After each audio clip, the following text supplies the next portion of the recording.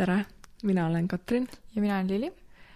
Te olete tulnud kuulama meie podcasti, mis on siis suunatud esimese kursuse tudengitele. Ja teemaks on siis enda kogemuste jagamine, mis aitaks esimest kursust. Samuti me ka kutsume mõned külalised ning loodame, et te saate sellest natukene abi. Esimene episood on siis, kus me räägime natukene oma kogemustest, tutvustame ennast ja edaspidi siis ongi, nagu Katrin ka enne mainis, oodata külalisi, kes siis räägivad natukene teemadest, millest võiks abi olla siis alustavatele tudengitele.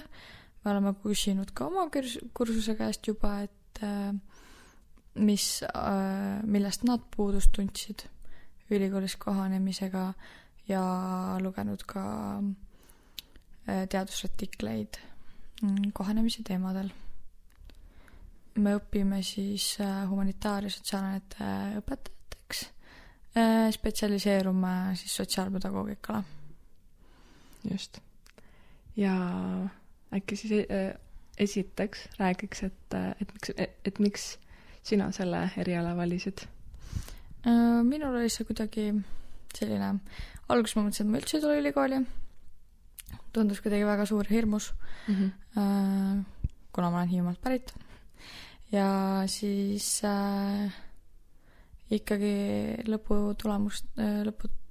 gümnaasiumi lõputulemuste põhjal siis leidsin, et võib-olla oleks ikka hea mõte minna ülikooli, et panna ennast natuke proovile ja tundus ikkagi selline ainuõige valik.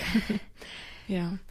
No mina valisin selle eriala, kuna ma tegelikult tahtsin taolist nagu inimestega suhtlevalt eriala õppida ja see tundus, ma alguses seda tegelikult üldse ei vaadanud, kuna see õpetamine tundus minu jaoks nagu hästi hirmus. Aga siis ma käisin karjäärinõustaja juures ja tema ütles mulle, et tegelikult sellel erialal on ka sotsiaalpedagoogika nagu osa, et mis sa sellest arvad? Ja siis mõtlesin, et okei, et see on nagu väga põnev, et nagu ma isegi ei vaadanud seda eriala ja niimoodi minust saigi tudeng. Mul oli ka veel see, et ma mõtlesin alguses psühholoogia peale, see kõik mind väga huvitab, aga see tundus natuke igav, tundus liiga teoreetiline ja siis samamoodi ma lihtsalt suht viimasel päeval, kui oli aeg registreerimiseks, ma nägin nagu, et okei, mingi õpetaja, et vaatasin, mis seal siis on, vaatasin sotsiaalpedagoogika, just ma otsisin veel nagu lihtsalt sotsiaalpedagoogikat kui eriala, aga ei olnud nagu sellist bakalaureusele ka, sest ma teadsin, et ma tahan nagu, ma ei taha sessiõpet, ma tahan nagu kaablega ja siis juhtuski niimoodi kätte ja see oli ainus koht, kuhu ma sisse ka sain. Ma tegelikult mõtlesin, et ma läheks sessi õppima ka Tallinnasse, aga nagu ma tahtsin ikkagi Tartusse tulla, kuna mulle lihtsalt meeldib siin rohkem ja mul oli sama mõte, et tahaks minna psühholoogiat, aga ma ei saanud sisse, ma 2 aastat proovisin. Seal see akadeemiline test nagu on suht, minu jaoks oli nagu keeruline, et ja siis teisel aastal vedas ma sain siia meie siis sellele erialale sisse, et siis ma olin väga õnnelik, et nagu umbes sarnane teema, nagu mitte päris midagi, aga samasse auku, ma ütleks. Okei. Nii, aga äkki räägiks siis natuke, kuidas meil see kohanemine ülikooliga oli. Et siis kuulajad saavad äkki samastuda või mõelda, kuidas nemad nagu tundsid. Jah. Milline oli sinu esimene päev ülikoolis? Või nagu, mida sa sellest mäletad? No, mina mäletan tähendab natuke sellist hirmu ja ootusärevust hästi palju, sest et esiteks uued inimesed, mulle nagu meeldib tutvuda uute inimestega ja siis samuti ka uus kool, uued üldse nagu kogemused ja samas hirm, kuna kõik need asjad on nagu uued ja uus tihtipeale või noh, tekitab sellist ärevust ka. Aga ma mäletan, et me saime kokku seal suures kuskil aulas, mitte aulas, vaid klassis just. Ja siis see oli mingi tutvumine ja siis me läksime õue sinna ülikooli ette, peamaja ette või peahoone ette ja siis olime seal aktusel ja siis ma mäletan, ma nagu püüdsin jätta nagu klassis meelde, kes on meie kursakad, et ma oskan nagu kellegi juurde nagu hoida ennast, aga kuna ma ei mäletanud seal pingeolukorras midagi, siis ma olin mingi seal natukene lost. Jaa, ma mäletan ka esimest päevas, kui ma sinna klassi tulin, ma olin suht esimeste seas. Ma olin eelnevalt olnud väga närvis. Ma nägin, nagu mulle tulid mingid meilid, et registreerimine on avatud mingitele ainetele. Jaa, sama. Ma olin mingi, mis ainet ma pean registreerima. Siis ma mingitele registreerisin, ma olin mingi, ei, need on täiesti valad. Nagu, täiesti, noh, ma isegi ei võtnud neid kuskilt panin. Siis ma regasin maha ennast nendelt. Aga ja esimesel päeval ja ma läksin sinna. Siis juba seal olid meil mõned ees. Ja nad olid mingi, tšau. Ma mingi, okei, tšau. Ongi toredad inimesed. Ja siis meil nagu meie programmijuht oli kõik ülihästi korraldanud või see tutvumine ka sättis nii palju kaasa. Ma mäletan nii hästi seda ülesannet, kus me pidime jätma ühe inimese nime meelde, nagu kõik tutvustasid ennast. Ja siis ma mäletan, ma jätsin esimese nime meelde ja ma kordasin terve selle aja seda nime. Ja siis ma ei saanud temaga nagu kokku, sellepärast, et mu kõrvalt Triinu tuli kohe, ütles, et ma jätsin sinu nime meelde. Ma mingi okei. Ja nüüd me oleme nagu siiamaani põhimõtteliselt pestud. Ja, see on nagu parimad sõbrad. Ja, see on nii tore. Et see ülikool ja nagu hästi palju toetab uute inimeste nagu noh, uusi sõpruses mõttes. Ja kuna meil on nii palju nagu erinevaid erialasid, siis noh, lõpuks nagu ma olen tähele pannud, siis ikka enamasti hoiavad kokku need enda nii-öelda suunaga. Aga see jälle vähendab seda, et noh, et okei, sotsiaalpedagoogidel on need mõned inimesed on ju, siis sa nagu tunned kõiki ja niimoodi tasapisi. Et noh, ma arvan, et 3. aasta lõpuks juba enam-vähem tead kõigist midagi. Ja, aga ma arvan, et esimese aasta lõpuks mul ei saa, mul ei jäänud kõik nimed pähe lihtsalt. Mul siiamaani vahepeal mõtlen, et huvitav, mis ta nimi küll on nagu, sest et lihtsalt ei ole, kuna me esimesel aastal me puutusime isegi palju kokku või nagu teise aasta alguses ka, aga nüüd me ei ole üldse kokku puutunud enam nagu erinevad need suunad siis. Ja. Et see on natuke kahju, aga samas see nagu ühendab neid, ma tunnen, et neid nagu suundasid rohkem oma vahel. Esimestel aastatel oli ka rohkem neid ühiseid tunde. Aga jah, nüüd mida aeg edasi, seda rohkem need erialaspetsiifiliseks muutuvad. Ja, just. Ja sina oled siis meil Hiiumaalt, et kuidas sinul see kolimine ja see suur muutus oli? Ai, see oli väga hirmus. Kõigepealt oli kohe see, et nii, et ma sain nüüd kooli sisse, kuhu ma elama lähen. Ja. Ja siis ma hakkasin kortereid vaatama. Ja siis ma mõtlesin igasuguseid erinevaid variante. Aga noh, ikka mina näiteks alguses ei teadnud, ma stipendiumid saan. Ma ka ei teadnud kusjuures. Mis on ka väike fakt, et meie eriala siis tängid saavad 80% siis saab stipendiumit. 80% siis tudengitest saab? Meie kursutudengist, jah. Ja see on 400 eurot kuus. Mis on tegelikult väga suur summa.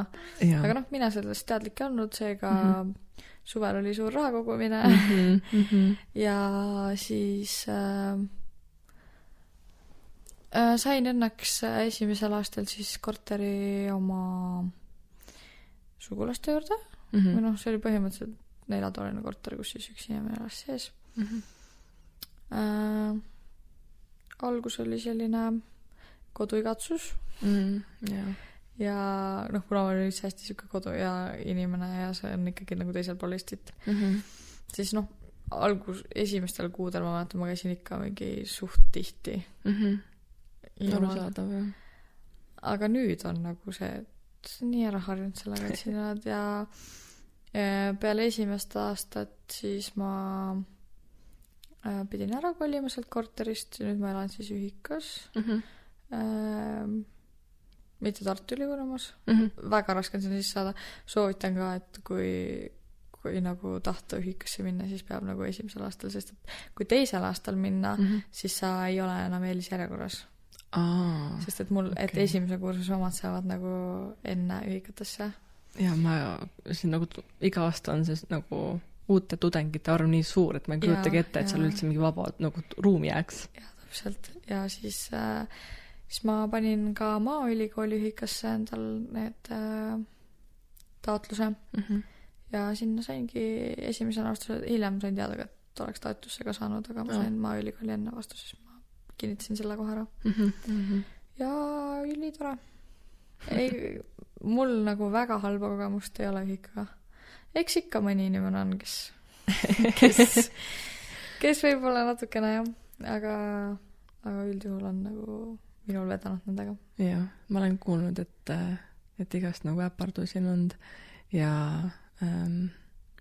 no eks see ole võib-olla see, et nagu noored saavad kodust välja ja ei oska nagu üksinda elada või on harjunud mingi tema paneb nõusid ära või midagi või isa või keegi, et see võib mõnede jaoks nagu päris nad on aru, et nagu see on nende kohustus teha need asju. Mis sind kõige rohkem ülikooli juures üllatas? Heas mõttes üllatasid kursusekaaslased. Ma arvan, et meil on nagu väga vedanud kursusekaaslastega. Kõik nagu, ikka mõned inimesed on võib-olla, aga seda on igal pool. Aga meil on tõesti nagu nii kokkuhoidav kursus ja võib-olla veits mängib rolli see ka, et meid on nagu 40 on ju, see on tegelikult suht vähe võrreldes mõne erialaga, kus on nagu 200 õpilast. Jah. Aga ikkagi nagu kõik on ülihoold. Võib-olla see oleneb ka sellest, et kõik õpime õpetajateks ja õpetajad peavad selline olema. Aga jah, see nagu üllatas ja meie programmijuht. Oh my god, ta on lihtsalt imeline. Et nagu sa ei jää üksi. Just, võid lihtsalt minna, kui ta on oma kabinetis. Kui ei ole, siis otsid kuskilt mujalt kooli poolt ülesse. Aga kas oli ka midagi, mis sind nagu negatiivselt üllatas? Ma ei tea, kas oli midagi sellist? Et meil ei ole ühist mingit, ongi, me peame kõik ained eraldi registreerima. Et meil võib olla tunniplaanis kattuvusi ja üldse see nagu süsteem oli selline, et ma ei ole varem kuulnud sellest, et ei ole ka seda, et kodutööd on kõik näiteks, kui gümnaasium ja põhikooli see, et võtsid mingi e-kooli või stuudiumi lahti ja siis vaatasid sealt, mis kodutööd on, aga nüüd hakkas see, et sa pidid kõik ise silma peal hoidma ja keegi ei tuletanud sulle meelde, et kuule, et sul on see kodutööd tegemata või magasid oma tähtaja maha, siis sa tead, et oli mingi tähtaja. Ja et siin ma nõustun sellega, et peab olema ise hästi hoolikas, et sa pead kogu aeg midagi teadma ja vahest on mul nii, et kui mõne ainega pole ammu mingit kodutööd olnud, siis ma mõtlen, et issand, kas ma olen kõik maha maganud praegu, mis värk nagu on. Aga mis sind üllatas? Mind üllatas heas mõttes meie ikkagi need õppejõud, et nad tegelikult on ju väga toredad ja need tööd, mida nad teevad, ma ei tea, mulle või äkki ongi, sest ma tean, see on seotud või ma eeldan, et see on seotud õpetaja selle ainega ikkagi, aga see, et hästi palju loovad ülesanded on, mis mulle tegelikult väga meeldib, aga samas vahepeal on ka neid, kui oli vahepeal nagu pea iga aine lõpuks on vaja teha mingi loov asi, et siis seda oli nagu natuke liiga palju. Aga ja see ka, et enamus ained on eristamata, ehk siis ilma hindata, mis vahepeal on väga hea, kui on mõned nagu raskemad ained ja need on lihtsalt eristamata, on nagu mõnus, aga siis kui on näiteks ma ei tea, 10 ainest on üks eristav ja sul on keskmine veits madalam, siis sa ei saa seda nagu, ja nagu see eristav aine, eksamiga aine on ka nagu raske, et siis seda keskmist on väga raske nagu üles poole tuua. Ja siis mis on nagu nii positiivne kui negatiivne on see, et grupitööd et neid on ülipalju ja ma ei mõtle nagu need, mis on nagu tunni vältel, vaid et mingi kursused tööks on vaja teha lihtsalt grupitööd. Alguses oli väga tore, et ei pea tegema nii palju, on ju. Aga nüüd on see, et sa pead mõne eest tegema rohkem, mõni nagu teeb sinu eest rohkem ja siis on nii raske nagu seda, ja kui nagu need erinevad grupid ka, siis on raske seda sümbioosi leida või seda, et see võtab natuke aega. Aga eriti veel, kui on nagu ühel perioodil hästi palju grupitöid ja sul on kõik grupid erinevate inimestega. Vaat siis on nagu veel eriti keeruline. Ja siis kui Messengerist teed grupi, on ju, et hakkabki tegema, on ju, siis nädal aega ennem keegi ei tee, siis ma olen ka mingi chill, kõik on hästi, me jõuame tehtud selle. Ja need grupp on ka juba mingi 1 miljon tekkinud. Ja siis mõtled, nagu sellega pole ammu tegelenud, on ju, et siis samas on hea ka, et saab nagu jagada neid vastutust, aga jällegi on see, et kui palju seda peaks olema siis. Ja, just on täiesti. Mis on sinu ülikooli ellujäämisnipp? Nagu esimene ellujäämisnipp, mida sul nagu kindlasti vaja läheb? To-do list ehk siis, ja üldse aja planeerimine, et ilma selleta ma ei kujutaks ettegi. Sest et mina ise nagu iga sessi alguses või selle semestri alguses siis kirjutan üles kõik asjad, nagu, mida vaja teha on. Et vaatan Moodle'ist erinevad need õppeained ja siis sealt kirjutan, et saaks kõik tehtud nagu. Et siis mind aitab see kõige rohkem. Aga mis sinul on? Siis kui ma mõtlesin selle peale, siis ma nägin, et sa olid ka pandud to-do list. Ja siis ma mõtlesin, et see oleks minu top 1 ka olnud. Aga ikkagi üle sellest, ma arvan, on nagu inimesed. Sest kui näiteks ma ei oleks Triinuga esimesel infotunnil nagu tutvunud või nagu üldiselt me nagu juba nende rühmatööde pärast nii hea on, kui on nagu tutvused. Ja kuidagi selline, et kas sul on see kodutöö tehtud, siis vahest ongi see, et ma nagu ei tea, et isegi on, et me saame nagu täiendama üksteist.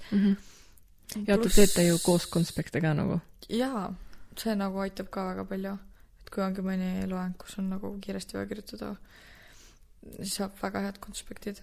Ja lisaks nendele kursusekaaslastele ülikooli inimestele ja sõpradele ongi nagu see kodune toetus ka ikkagi oluline, et see, mis tuleb pere poolt.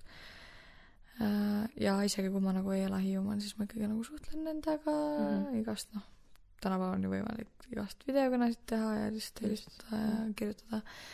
Ja mul elab onu ka siin Tartus, nii et nagu... nad on nagu mu Tartu pere. et suhtlusring on nagu olemas. Jah. No kui ma mõtlen veel, mis nagu mind on aidanud või mis minu nipid võiks olla,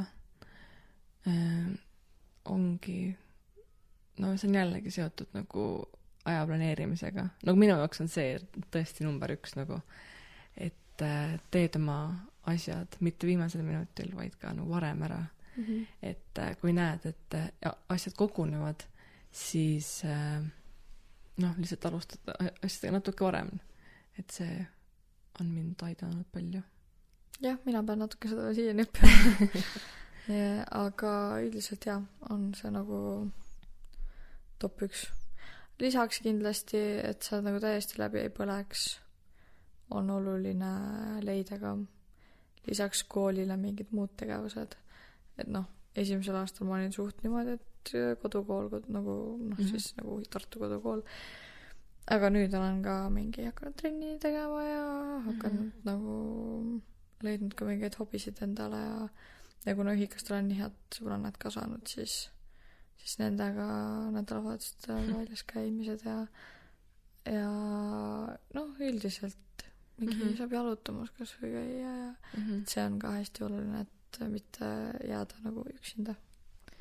Jah, mina olen endal sellise asja teinud, et ma püüan vähemalt 1 kord nädalas mitte õppida. Et vahest tuleb välja, vahest ei tule, nagu praegusel hetkel on, meil oli eelmine nädal nii palju neid esitle, nagu läks sinna palju aega, aga üldiselt ma püüan. Ma pole veel mingit hobi endale leidnud, aga jalutamine on hea ja lihtsalt mõtete mujale saamine nagu on mõnus. jah. Ma tooks veel välja selle, et mis on meie nagu sotsiaalpedagoogide eripära siis ülikoolis ongi see, et kuna meil on bakalaureuseõpe, siis bakalaureuseõpe teeb neid sotsiaalpedagoogika aineid magistriõppega koos, mis tähendab seda, et meil on ka laupäeviti kool vahest. Nagu ongi siis, kui need magistrinädalad on. Ja siis ongi niimoodi võib-olla, et ongi nädalal, kus on suht vaba. Aga neljapäev, reede, laupäev või siis neljapäev, reede on nagu täiesti täis. Ja siis kogunevad ka need erinevad tööd, et siis ongi oluline see aja planeerimine ka, et kõik jääks sinna ühte nädala lõppu. Jaa, sest et kui on laupäeval kool 8-8, siis sa vaevalt jõuad midagi õhtul veel teha. Või ongi, kui on neljapäev, reede on mingi 8-8 või 8-6, siis jutt, et siis on nagu tõesti on parem teha varem ära, isegi kui on tähtaeg mingi, ma ei tea, teisipäev näiteks, sa tahaksid 2 päeva puhata, on ju, et siis pühapäev ja esmaspäev, et siis on jah, lihtsalt endal nagu mõnus, ma mõtlen. Jah. Selline sai meie esimene episood, ma loodan, et te nautisite, äkki saite natuke samastuda ja äkki saite ka juba mõned nipid endale, et järgmistes me siis keskendume ühele teemale rohkem, siis olenevalt, kes meil külaliseks tuleb. Aga aitäh, et te kuulasite ja kuuleme järgmine kord. Hoiame kokku!